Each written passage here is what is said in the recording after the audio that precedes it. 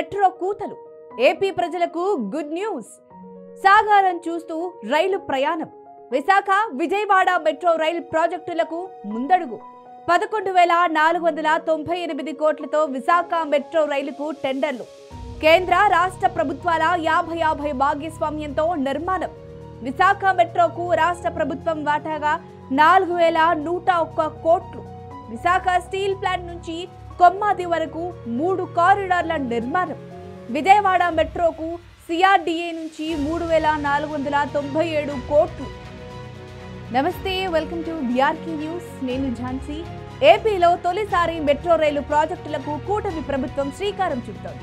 ఇప్పటి వరకు కాగితాలకే పరిమితమైన ఈ 2 ప్రాజెక్టులపై చంద్రబాబు నేతృత్వంలోని కేబినెట్ తాజాగా సంచలన నిర్ణయం తీసుకుంది.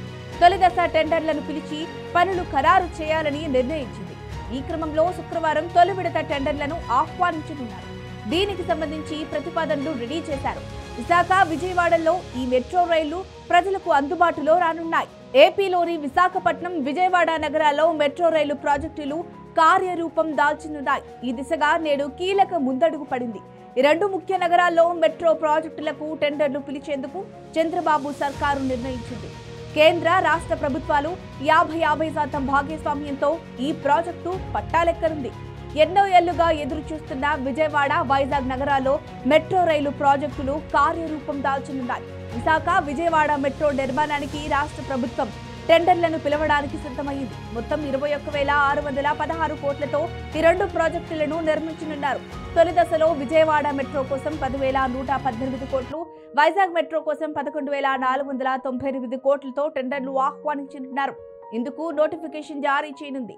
ఈ ప్రాజెక్టుల ద్వారా బెజవాడ, వైజాగ్ నగరాల్లో రవాణా వ్యవస్థ అభివృద్ధి చెందుతుంది. ప్రజలకు మెరుగైన ప్రయాణ సౌకర్యం అందుబాటులోకి వస్తుంది. ఇక వైజాగ్ మెట్రో రైలుకు విఆర్డీఏ నుంచి రాష్ట్ర ప్రభుత్వ వాటాగా 4,101 కోట్లు నిధులు మళ్లించనున్నారు.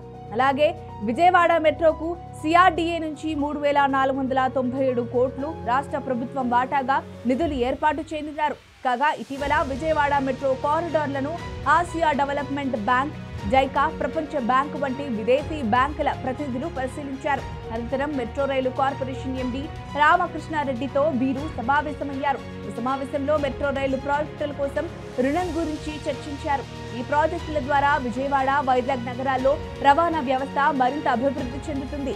ప్రజలకు మెరుగైన ప్రయాణ సౌకర్యం అందుబాటులోకి రానుంది. ఇక మొదటి ప్రాజెక్టు వ్యయంతో 40% పనులకు టెండర్లు ఆహ్వానిస్తున్నారు. ఇక తొలి దశలో విశాఖపట్నంలో 46 కిలోమీటర్ల మేర 3 కారిడార్లు నిర్మించనున్నారు. అలాగే విజయవాడలో 2 దశల్లో మెట్రో రైలు ప్రాజెక్టును చేపడతారు.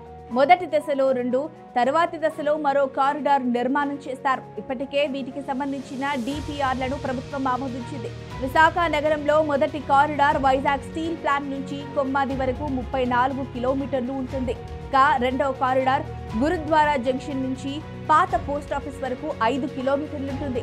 మూడవ కారిడార్ తాటిచెట్లపాలెం నుంచి చిన్న వాల్తేరు వరకు 6 కిలోమీటర్లు ఉంటుంది. అనంతరం రెండవ దశలో కొమ్మాది నుంచి భోగాపురం విమానాశ్రయం వరకు 30 కిలోమీటర్ల మేర ఇంకో కారిడార్ నిర్మిస్తారు. విజయవాడలో కారిడార్ 1A గన్నవరం నుంచి Pandit Nehru bus stand, PNB corridor 1B PNB నుంచి పెనమలూరు వరకు నిర్మిస్తారు. రెండో దశలో కారిడార్ 3 బస్టాండ్ నుంచి అమరావతి వరకు నిర్మించనున్నారు. మొదటి దశలో 38.4 కిలోమీటర్ల మేర కారిడార్లను నిర్మించాలని ప్రతిపాదించారు. రెండో దశలో 27.5 కిలోమీటర్ల మేర మూడో కారిడార్ను నిర్మించాలని ప్రభుత్వం నిర్ణయించింది. గత 10 ఏళ్ల నుంచి ఈ 2 నగరాల్లో మెట్రో రైలు ప్రాజెక్టులు చేపట్టేందుకు ప్రయత్నాలు జరుగుతున్నా ఇప్పటికీ కొలిక్కొచ్చాయి.